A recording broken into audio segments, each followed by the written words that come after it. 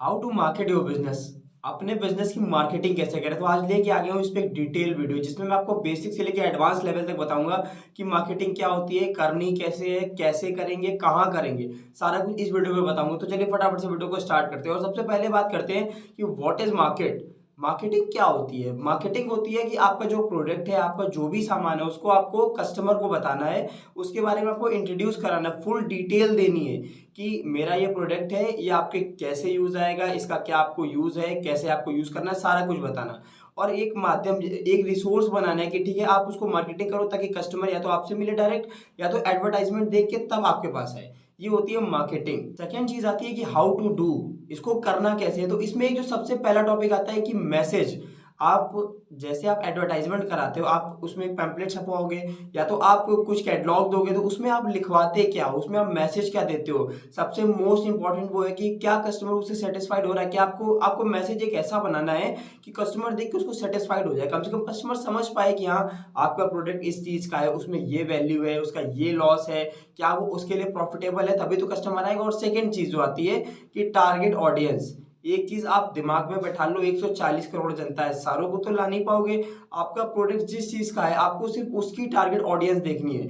Audience सारों को पकड़ोगे तो कोई नहीं आएगा, आपका पैसा भी बर्बाद जाएगा, आपकी एडवर्टाइजमेंट बर्बाद जाएगी और आपका खुद का मोरल डाउन होगा। तो सबसे पहले आप अपने प्रोडक्ट को समझो कि वो किस चीज का है और उसकी ऑडियंस क्या है। देन आप टारगेट ऑडियंस पे फोकस करो, जो आपका प्रोडक्ट लेंगे, जो आपका कस्टमर बनेंगे, जो आपको समझेंगे कि ठीक है मुझे लेना है, जिनकी उसको नीड है। सिर्फ आप उन टारगेट ऑडियंस को पकड़ो। अगर मैं थर्ड चीज की बात करूं तो ये आता है आपका वेयर टू डू, मुझे मार्केटिंग करनी कहाँ है। तो इसमें आपके चार टॉपिक बनते हैं। पहला तो आपको ये समझना पड़ेगा कि आपका प्रोडक्ट किस चीज का है, देन आप उसकी एडवर्टाइजमेंट कर पाओगे, देन आप उसकी मार्केटिंग कर पाओगे। आपको डिफरेंशिएट करना है बीच से कि ये रहा आपको ऑनलाइन, ये रहा ऑफलाइन।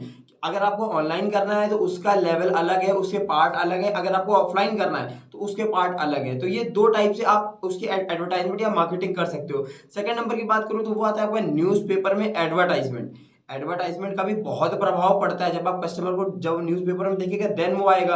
आपका प्रोडक्ट का पैम्पलेट जब वो न्यूज़पेपर में देखेगा तब वो उसके बारे में रिसर्च करेगा, रिसर्च करेगा तो कस्टमर आपके पास आएगा। अगर मैं थर्ड नंबर मार्केटिंग की बात करूं तो आप रेडियो पे करा सकते हो। पहले रेडियो बॉक्स वाले आते थे, लेकिन अब लोग कार में एफएम सुनते हैं, तो वहां पे आप अपनी एडवर्टाइजमेंट करा सकते हो।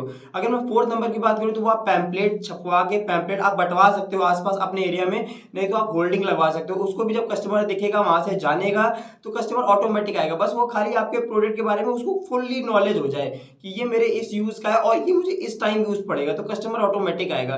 तो सेकंड नंबर वाला टॉपिक मैंने इसीलिए उसको सेकंड नंबर पे रखा कि आपको अपने मैसेज पे ध्यान रखना है। चाहे वो आप पैम्पलेट पे देते हो, चाहे वो आप रेडियो पे देते हो, चाहे आप उसका बैनर लगवाते हो, आपको अपने मैसेज पे ध्यान रखना पड़ेगा कि क्या कस्टमर उससे सेटिस्फाइड हो रहा है, कि आपके प्रोडक्ट का फुल्ली नॉलेज है उस मैसेज पे। तो सबसे पहले आपको मैसेज पे ध्यान रखना पड़ेगा। और अगर फोर्थ नंबर की बात करूं तो वो आता है आपका रिव्यू, कि आपने मार्केटिंग कराई, आपने एडवर्टाइजमेंट कराया, क्या उसका क्या रिव्यू आ रहा है। तो ये आपको पर्सनली देखते रहना पड़ेगा हर एक स्टेज पे पर डे की क्या मैंने एडवर्टाइजमेंट कराई तो क्या उससे कोई रिजल्ट मिल रहा है। तो जब तक आप रिव्यू नहीं लोगे, जब तक आप उस चीज को देखोगे नहीं, तब तक आप समझ नहीं पाओगे, तब तक कस्टमर नहीं आएगा।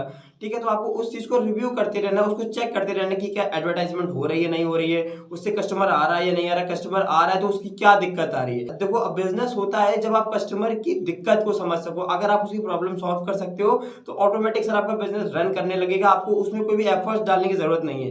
लेकिन सबसे पहले आपको समझना पड़ेगा कि नहीं कस्टमर की दिक्कत क्या है। आप उस खाली प्रॉब्लम को सॉल्व कर दो, ऑटोमेटिक बिजनेस चलने लगे। बिजनेस का मतलब ही होता है कि आपके कस्टमर की या कंज्यूमर की जो प्रॉब्लम है उसको सॉल्व करना। अगर आपका प्रोडक्ट उनकी कस्टमर की प्रॉब्लम को सॉल्व कर देता है ना, तो ऑटोमेटिक आपका बिजनेस रन करने लगेगा, आपका प्रोडक्ट बिकने लगेगा। तो सबसे पहले आप कस्टमर की प्रॉब्लम पे फोकस करो कि उसको किस चीज पे दिक्कत आ रही है, या अगर ऑनलाइन ऑर्डर कर रहा है तो क्या नहीं आ रहा। तो आपको ये सारी चीजें देखनी पड़ेंगी।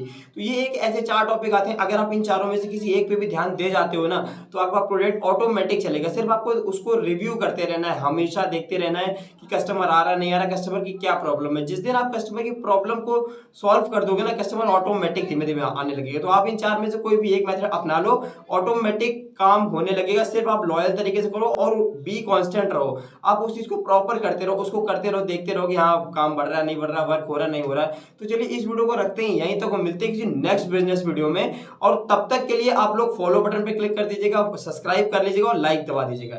चलिए इस वीडियो को रखते हैं यहीं तक, तब तक के लिए जय हिंद।